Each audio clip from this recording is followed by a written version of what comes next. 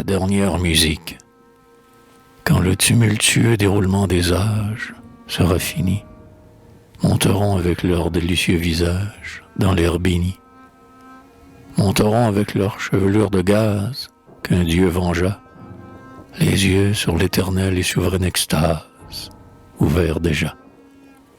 Monteront lentement les poètes et les penseurs, les sirènes et les muses aux belles têtes, étant leurs sœurs. Leurs lèvres s'enverront autour d'elles dans l'ombre, de longs reflets, et les hommes, encore couchés dans leur nuit sombre, chétifs et laids. Les hommes les verront monter comme des vagues de diamants, et les contempleront d'en bas avec de vagues ravissements. Monteront les divins poètes aux yeux calmes, beaux et nerveux, et leurs anges gardiens balanceront des palmes sur leurs cheveux. Alors ils rentreront dans leurs palais étranges, où l'air est chaud, les yeux émerveillés de la splendeur des anges, et le front haut, les pieds couverts, encore des fanges de la route, pleins de beauté. Et dès lors ils vivront dans ce ciel pendant toute l'éternité. L'air divin s'emplira d'une immense harmonie, et les dieux blancs leur chanteront la joie et l'extase infinie, en des chants lents. Et les déesses dont les lèvres sont des roses leur chanteront les jours évanouis qui furent si moroses. Ils les verront. Ils verront resplendir les déesses au torse miraculeux. Et c'est ce qui fera qu'ils seront pleins de force dans les ciels bleus.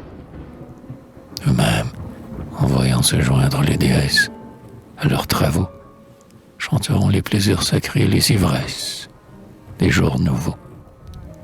Loin, oh, bien loin du monde obscur chargé de crimes, ils chanteront, et le ciel sera plein de strophes et de rimes, comme leur front, et lentement dans leur désastre imphysique, oh, lentement, lentement montera la divine musique du ciel charmant. Tous ceux que dans leur cœur séduisirent les lyres par leurs doux sons revivront dans ce ciel le front plein de délire et de chansons. Les vieux rois juifs, avec leurs longs cheveux d'écharpe et d'anneaux saints, chanteront en mêlant leurs cris à ceux des harpes, les psaumes saints.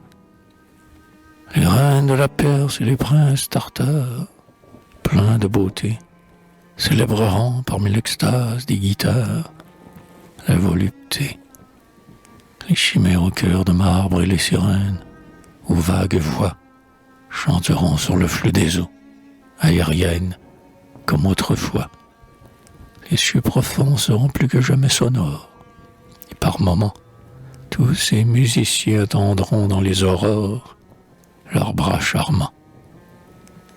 Extasiés d'amour devant ces reines tristes, aussi beau corps, et ravis de revivre au milieu des harpistes qu'ils croyaient morts.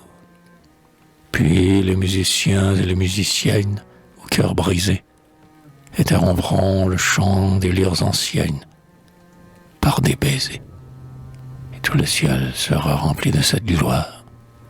Et ces baisers eux-mêmes sonneront comme des luttes d'ivoire, divinisés